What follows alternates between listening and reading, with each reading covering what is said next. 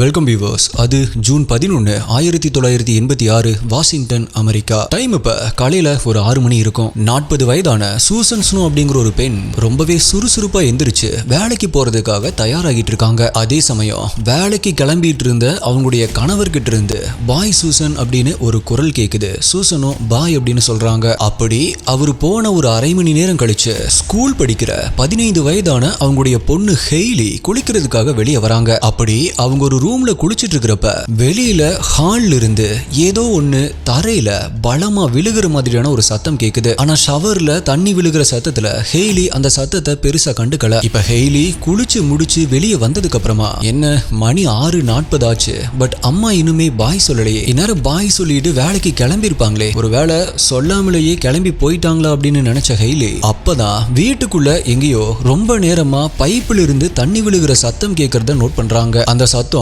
வீட்டுக்குள்ள இருக்கிற இன்னொரு பாத்ரூம்ல இருந்து தான் வருது அப்படின்னு அங்க போய் பார்த்த ஹெய்லி பாத்ரூம்ல இருக்கிற சிங்க்ல தண்ணி நிரம்பி வழிஞ்சிட்டு இருக்கிறதையும் அதுக்கு கீழே தன்னுடைய அம்மா சூசன் மயங்கி விழுந்து கிடக்கிறத பார்த்து ஷாக் ஆகுறாங்க. அம்மா என்னாச்சு என்னாச்சு அப்படின்னு கிட்ட போய் சூசனை உலுக்கி பாக்குறாங்க. அவங்களுடைய உடல்ல அசைவே இல்ல, ஆனா மூச்சு மட்டும் இருக்கு. சூசன் கண்ணை திறந்துட்டே தூங்கிட்டு இருக்கிற மாதிரியும் ஆனா அவங்களுடைய விரல்கள் ஒன்னோட ஒண்ணு இருக்க ஆரம்பிக்கிறத பார்த்து பதறி போன ஹெய்லி உடனடியா 911க்கு கால் பண்றாங்க. கொஞ்ச நேரத்திலேயே ஆம்புலன்ஸ் அங்க வருது. சூசனை ஹாஸ்பிட்டலுக்கு கொண்டு போறாங்க. சோ சூசனுக்கு அப்படி என்ன நடந்துச்சு, இதுக்கப்புறமா என்ன ஆச்சு அப்படிங்கிற 1980கள்ல மொத்த அமெரிக்க மக்களையுமே அதிர்ச்சி அடைய வச்ச ஒரு இன்ட்ரெஸ்டிங்கான அதே சமயத்துல பல ட்விஸ்ட் இருக்கிற ஒரு கேஸை பத்தி தான் இன்னைக்கு வீடியோல நம்ம டீகோட் பண்ண போறோம். நீங்க பார்த்துட்டு இருக்கிறது சரவணன் டீகோட்ஸ். நான் உங்கள் சரவணன். வாங்க இன்னைக்கு வீடியோக்குள்ள போலாம்.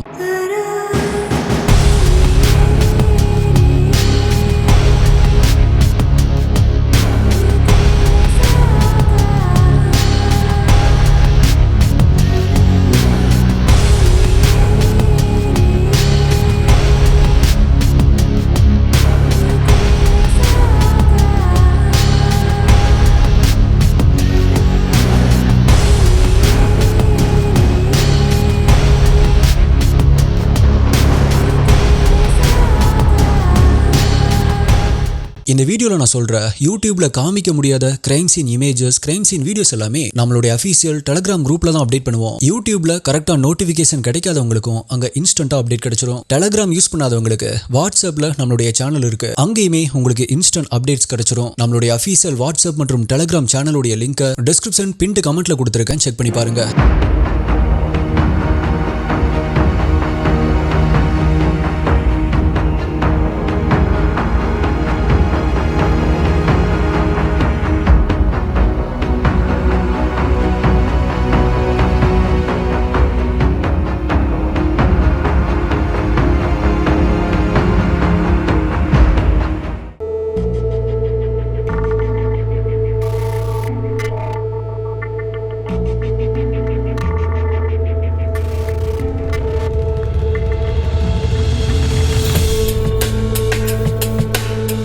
ஹாஸ்பிட்டல் அட்மிட் பண்ணப்பட்ட சூசன் ரொம்பவே கிரிட்டிக்கலா இருக்கிறதால அவங்கள காப்பாத்துறதுக்காக டாக்டர்ஸ் ரொம்பவே முயற்சி பண்றாங்க. பட் அன்பார்ச்சுனேட்லி அவங்கள காப்பாற்ற முடியல. எஸ், சூசன் இறந்து போறாங்க. சூசன் இப்படி சடனா இறந்து போன விஷயத்தை அவங்களுடைய ஃபேமிலி மெம்பர்ஸால நம்பவே முடியல. இருந்தாலுமே சூசனுடைய பின்னந்தலையில் இருந்த காயங்களை வச்சு ஒருவேளை குளிக்க போனப்ப பாத்ரூம்ல வலிக்கு விழுந்து அதனால தலையில அடிபட்டு இருந்திருக்கலாம், இல்ல பாத்ரூம் ஸ்விட்சை போடுறப்ப ஷாக் அடிச்சு இறந்திருக்கலாம், இல்ல இந்த ஸ்ட்ரோக், ஹார்ட் அட்டாக் இந்த மாதிரி ஏதாவது காரணமா இருக்குமோ அப்படின்னு எல்லாருமே குழம்பிட்டு இருந்த சமயத்துல தான் சூசனுடைய அட்டாப்சி ரிப்போர்ட் வெளியாகி எல்லாத்தையுமே அதிர்ச்சி அடைய வைக்குது.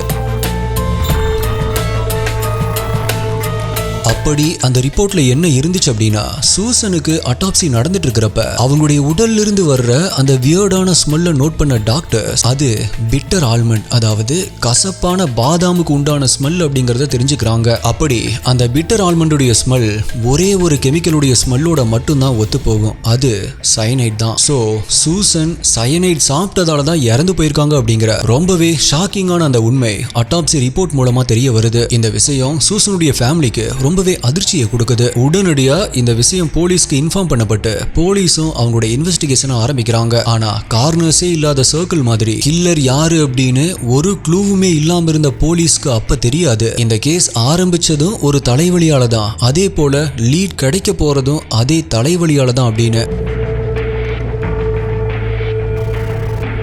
எஸ், ஒரு பக்கம் சூசனுடைய இறுதி சடங்கு நடக்க ஆரம்பிக்குது. இன்னொரு பக்கம் அந்த இறுதி சடங்குக்கு வந்த சூசனுடைய ட்வின் சிஸ்டரான சாராக்கு அன்னைக்கு காலையில இருந்தே பயங்கர தலைவலி அப்படிங்கறதால இங்க நம்ம எல்லாருடைய வீட்லயுமே எப்படி பாராசிட்டமால் நார்மலா இருக்குமோ அதே போல சூசனுடைய வீட்டில் இருக்கிற ஒரு தலைவலி டேப்லெட்டை எடுத்து யூஸ் பண்ண போறாங்க. ஏன் அப்படின்னா வழக்கமா இவங்களும் சூசனும் ஒரே பிராண்ட் தலைவலி டேப்லெட்டை தான் யூஸ் பண்ணுவாங்க அப்படிங்கறதால சூசனுடைய வீட்டில இருந்த கிச்சனுக்கு போன சாரா கப்போர்ட திறந்து அங்கிருந்த அந்த டேப்லெட் பாட்டிலை எடுக்கிறாங்க. அப்படி அதை எடுத்து கையில தட்டுறப்ப அந்த எக்ஸெட்ரின் அப்படிங்கிற அந்த டேப்லெட் ரெட் கலர்ல இருக்கிற ஒரு கேப்சூல்ல வந்து விழுகுது. அதை பார்த்த சாராவுக்கோ யூசுவலா கேப்சூல் ஃபார்ம்ல இருக்கிற இந்த டேப்லெட்டை சூசன் யூஸ் பண்ண மாட்டாங்களே அப்படின்னு ஒரு செகண்ட் அதை யூஸ் பண்ண தயங்குறாங்க. ஏன்னா சூசன் இறக்கிறதுக்கு முன்னாடி அவங்களுக்கு பயங்கரமான தலைவலி இருந்ததாகவும் அதனால இந்த டேப்லெட்டை யூஸ் பண்ணியிருக்காங்க அப்படின்னு ஹெய்லி சொன்னது சாராக்கு ஞாபகம் வருது. சோ மேபி இந்த டேப்லெட்ல சைனைடு இருந்து இது மூலமா கூட அவங்களுடைய உடம்புல சைனைடு கலந்திருக்கலாம் அப்படின்னு சாராக்கு ஒரு உள்ளுணர்வு தோண ஆரம்பிக்குது.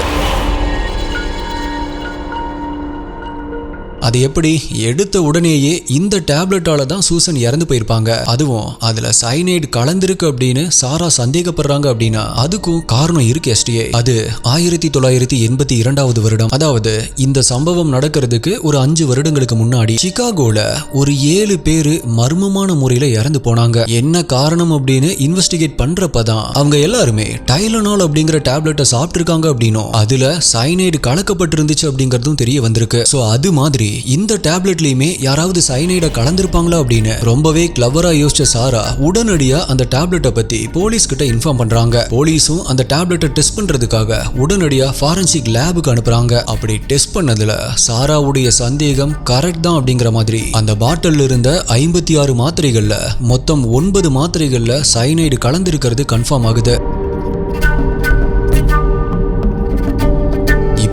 இந்த விஷயத்தை கேள்விப்பட்ட எல்லாருமே பயங்கரமான அதிர்ச்சி ஆகுறாங்க. உடனடியா போலீஸ் அந்த டேப்லெட்டுடைய மேனுஃபேக்சரர் கிட்ட விசாரணை பண்ண ஆரம்பிக்கிறாங்க. அப்படி நடந்த விசாரணையில அந்த கம்பெனி இந்த டேப்லெட்டை பல நாடுகளுக்கு சப்ளை பண்ணிட்டு இருக்கிறதாகவும் பட் இந்த இன்சிடென்ட் வாஷிங்டன்ல மட்டும்தான் நடந்திருக்கு அப்படின்னும் சோ இதுக்கு கண்டிப்பா அந்த கம்பெனி காரணம் கிடையாது, இது வேற யாரோ ஒரு தனி நபருடைய வேலை தான். இன்ஃபேக்ட் அந்த நபர் சூசனுடைய ஃபேமிலியை சேர்ந்தவங்களா கூட இருக்கலாம் அப்படின்னு சந்தேகப்பட்ட போலீஸ் இப்ப அவங்க ஃபேமிலி மெம்பர்ஸ் கிட்ட தீவிரமா விசாரணை பண்ண ஆரம்பிக்கிறாங்க. அப்ப அந்த ரிலேட்டிவ்ஸ் எல்லாருமே கை காட்டுனது ஒரே ஒரு நபரை தான். அந்த நபர் வேற யாரும் இல்ல, இன்ட்ரோல சூசனுக்கு பாய் சொன்ன சூசனுடைய கணவரான 45 வயதான பால் வெப்கிங் தான். ஏன் எல்லாருமே ஒட்டுமொத்தமா பாலை சந்தேகப்படுறாங்க அப்படின்னா அதுக்கு 2 காரணம் இருக்கு. ஒன்னு, பால் ஒரு ட்ரக் டிரைவர், ஆனா சூசனோ அசிஸ்டன்ட் வைஸ் பிரசிடென்டா பேங்க்ல ஒர்க் பண்ற, ஆல்சோ கை நிறைய சம்பளம் வாங்கிட்டு இருக்கக்கூடிய ஒரு பேங்க் எம்ப்ளாயி. அதனால சூசன் தன்னை விட அதிகமா சம்பாதிக்கிறது மேபி அவருக்கு பிடிக்காம இருந்திருக்கலாம், இதுக்காக கொலை பண்ணிருக்கலாம். இல்ல அப்படின்னா சூசன் பாலுக்கு 3வது மனைவி அப்படின்னும் அண்ட் பாலுக்கு ஒரு எக்ஸ் லவர் வேற இருக்காங்க அப்படின்னும் மேபி பால் திருமணத்துக்கு அப்புறமா அந்த எக்ஸ் லவர் கூட பழகிட்டு இருக்கலாம் அப்படின்னு. இதனால அவங்களுக்குள்ள ப்ராப்ளம் வந்து கொலை பண்றதுக்கு முடிவு பண்ணிருக்கலாம். ஏன்னா அவங்களுக்கு திருமணமாகி ஜஸ்ட் 6 மாதம் தான் ஆகியிருக்கு அப்படிங்கிறப்ப சூசன் இப்படி இறந்து போயிருக்காங்க. சோ சம்திங் ஏதோ ஃபிஷியா இருக்கு அப்படின்னு எல்லாருமே பாலை சந்தேகப்பட்டதால போலீஸ் அவரை அரெஸ்ட் பண்ணி விசாரிக்க ஆரம்பிக்கிறாங்க. அப்படி விசாரிக்கிறப்ப பால் என்ன சொல்லியிருக்காரு அப்படின்னா எக்ஸெட்ரின் ஒரு தலைவலி டேப்லெட் மட்டும் இல்ல, அது ஒரு பெயின் கில்லரும் கூட. சோ சூசன் மட்டும் இல்ல, நானுமே பல நாட்களா இந்த பிராண்ட் டேப்லெட்ஸை தான் ரெகுலரா பாடி பெயினுக்கு யூஸ் பண்ணிட்டு இருக்கேன். ஆனா ரீசெண்டா நான் தான் சூசன் கிட்ட இந்த கேப்சூலுக்கு மாற சொன்னேன் அப்படின்னு சொன்னவர் ஈவன் சூசன் இறந்த அன்னைக்கு காலையில கூட இதுல ஒரு 2 டேப்லெட்டை போட்டுட்டு தான் நான் வேலைக்கே போனேன் அப்படின்னு சொல்றாரு. இதை கேட்ட போலீஸ்கோ அன்னைக்கு இவரும் அந்த டேப்லெட்டை போட்டிருந்தார் அப்படின்னா அதுல இருந்த 9 சைனைட் கலந்த டேப்லெட்டை இவர் ஏன் சாப்பிடல, இது எப்படி சாத்தியம்? சோ பால் சொல்றது உண்மையா பொய்யா அப்படின்னு இவரை பாலிகிராஃப் டெஸ்ட் பண்றதுக்காக கூட்டிட்டு போறாங்க. அதே சமயத்துல சூசன் யூஸ் பண்ண அந்த டேப்லெட் பாட்டிலுடைய லாட் நம்பரை வச்சு அந்த நம்பர்ல உள்ள எல்லா ஸ்டாக்கையும் ஒரு ஷாப் விடாம எல்லா ஷாப்ல இருந்துமே சீஸ் பண்றாங்க. பிகாஸ் இங்க எப்படி நம்ம பாராசிட்டமால் டேப்லெட்ஸை பிரிஸ்கிரிப்ஷனே இல்லாம எந்த கடையில இருந்து வேணாலும் வாங்க முடியுமோ அதே மாதிரி அங்க இந்த எக்ஸெட்ரின் மாத்திரைய பிரிஸ்கிரிப்ஷன் இல்லாம யார் வேணாலும் எந்த கடையில இருந்து வேணாலும் வாங்கலாம். அதனால ஆல்ரெடி இந்த டேப்லெட்டை யாரெல்லாம் வாங்கியிருந்தாங்களோ அவங்கெல்லாம் இதை யூஸ் பண்ண வேண்டாம் அப்படின்னும் அதுல சைனைட் கலந்திருக்கு அப்படிங்கிற இந்த நியூஸ் ரொம்பவே சென்சேஷனலா பரவ ஆரம்பிக்குது. கொஞ்சம் நினைச்சு பாருங்க, நம்ம காய்ச்சலுக்கு இல்ல தலைவலிக்கு அப்படின்னு வீட்டுல வாங்கிட்டு வந்து வச்சிருக்கிற பாராசிட்டமால், டோலோ 650 அப்படின்னு இந்த டேப்லெட்ஸ்ல சயனைடு இருக்கு, யாரும் சாப்பிடாதீங்க அப்படின்னு இப்போ ஒரு நியூஸ் வந்தா அது எப்படி இருக்கும்? சோ மொத்த நாடுமே பரபரப்பா மாற ஆரம்பிக்குது. அப்படி அந்த நியூஸை கேள்விப்பட்ட மக்கள் எல்லாருமே ரொம்பவே அதிர்ச்சி அடைய ஆரம்பிக்கிறாங்க. அதே மாதிரி 42 வயதான ஸ்டெல்லா நிக்கல் அப்படிங்கிற ஒரு பெண்ணுக்கும் இந்த நியூஸ் ரொம்பவே அதிர்ச்சியை கொடுக்குது. ஏன் என்னாச்சு, இவங்க அந்த டேப்லெட்டை சாப்பிட்டாங்களா அப்படின்னு கேட்டா சாப்பிட்டது இவங்க இல்ல, இவங்களுடைய கணவர். சோ அந்த கணவருக்கு என்ன நடந்துச்சு அப்படின்னு ஸ்டெல்லா போலீஸ் கிட்ட வந்து என்ன சொல்றாங்க அப்படின்னா, ஸ்டெல்லா போலீஸ் கிட்ட, சார் என்னுடைய கணவர் ஒரு வாரத்துக்கு முன்னாடி தான் இறந்து போனாரு. ஈவன் அவருடைய அட்டாப்சி ரிப்போர்ட்ல கூட அவருடைய cause of death natural causes, இயற்கையான மரணம் அப்படின்னு தான் வந்துச்சு. ஆனா அவர் இறக்குறதுக்கு முன்னாடி அன்னைக்கு இதுல ஒரு 4 மாத்திரையை சாப்பிட்டாரு. நான் இப்பதான் நியூஸ் பார்த்து விஷயம் தெரிஞ்சுக்கிட்டேன். அதனால எனக்கு என்னவோ என்னுடைய கணவர் அந்த டேப்லெட்டை சாப்பிட்டதால தான் இறந்து போயிருப்பாரோ அப்படின்னு சந்தேகமா இருக்கு. சோ அவருடைய கேஸை நீங்க மறுவிசாரணை பண்ணணும் அப்படின்னு கேக்குறாங்க. அவங்களுடைய கோரிக்கையை ஏத்துக்கிட்ட போலீஸும் உடனடியா இன்வெஸ்டிகேஷனை ஆரம்பிக்கிறாங்க. போலீஸ் ஸ்டெல்லா கிட்ட, உங்க கணவர் யூஸ் பண்ண அந்த டேப்லெட் பாட்டில் வீட்ல இருக்கா, நாங்க அதை செக் பண்ணலாமா அப்படின்னு கேக்குறாங்க. உடனே ஸ்டெல்லாவும் ஆமா இருக்கு, தாராளமா செக் பண்ணிக்கோங்க அப்படின்னு சொல்லவும் போலீஸும் அவங்களுடைய வீட்டுக்கு போய் அவங்களுடைய கணவர் யூஸ் பண்ண அந்த 2 டேப்லெட் பாட்டில்ஸையும் எடுத்துட்டு வராங்க. அதை டெஸ்ட் பண்றதுக்காக ஃபாரன்சிக் லேபுக்கும் அனுப்புறாங்க. அப்படி டெஸ்ட் பண்ணதுல அந்த 2 பாட்டில்லையுமே சயனைட் கலந்த டேப்லெட்ஸ் இருக்கு அப்படிங்கறதும், ஆல்சோ அவங்களுடைய கணவர் ப்ரூஸுடைய பிளட் சாம்பிள மறுபடியும் டெஸ்ட் பண்ணதுல அதுலயுமே சயனைட் ட்ரேசஸ் இருக்கிறது கன்ஃபார்ம் ஆகுது. which means ஸ்டெல்லாவுடைய சந்தேகம் கரெக்ட் தான். 52 வயதான ப்ரூஸ் அந்த மாத்திரையை சாப்பிட்டதால தான் இறந்து போயிருக்காரு அப்படின்னு உறுதி செய்யப்பட்டிருக்கு. இந்த இடத்துல உங்களுக்கு ஒரு டவுட் வரல எஸ்டிஏ, அப்ப ஏன் ப்ரோ ப்ரூஸை அட்டாப்சி பண்ண டாக்டர்ஸ் அவருடைய சிஓடிய, அதாவது காஸ் ஆஃப் டெத்தை மாத்தி சொன்னாங்க அப்படின்னு ஒரு கேள்வி வரலாம். அதுக்கும் ஒரு ரீசன் இருக்கு எஸ்டிஏ. பொதுவா இந்த சயனைடுடைய ஸ்மெல்ல 100ல 60 பேரால தான் நுகர்ந்து அதோடைய வாசனையை கண்டுபிடிக்க முடியும். சோ அந்த திறன் சூசனுடைய அட்டாப்சி டாக்டர்ஸ்க்கு இருந்த மாதிரி ப்ரூஸ் அட்டாப்சி பண்ண டாக்டர்ஸ்க்கு இல்லாதது தான் அதுக்கு காரணம். ஓகே, ஆனா இறந்து போன இந்த ப்ரூஸுடைய ஃபேமிலிக்கும் சூசனுடைய ஃபேமிலிக்கும் சம்பந்தம் இருக்கா அப்படின்னு கேட்டா கொஞ்சம் கூட துளி கூட சம்மந்தமே கிடையாது. அப்படின்னா சூசனுடைய கணவர் பால் குற்றவாளி கிடையாதா அப்படின்னா எஸ், அவர்கிட்ட எடுத்த பாலிகிராஃப் டெஸ்ட்ல பால் குற்றவாளி இல்ல அப்படிங்கிறது கன்ஃபார்ம் ஆகியிருக்கு. சோ போலீஸ் அவர் இந்த கேஸில் இருந்து ரிலீவ் பண்றாங்க.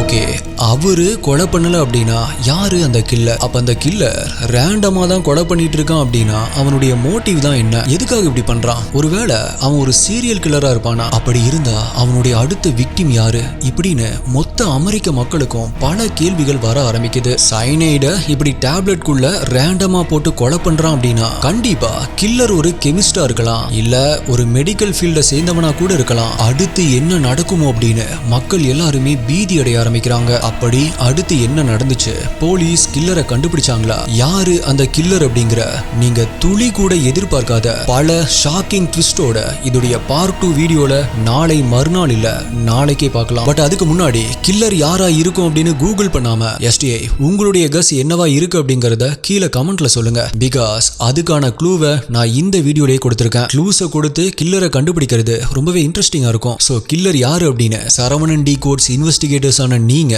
கில்லர் யாரா இருக்கும் அப்படின்னு உங்களுடைய யோசிக்கிற திறமையை வச்சு கண்டுபிடிங்க. நான் வேணா உங்களுக்கு ஆப்ஷன்ஸ் தரேன்.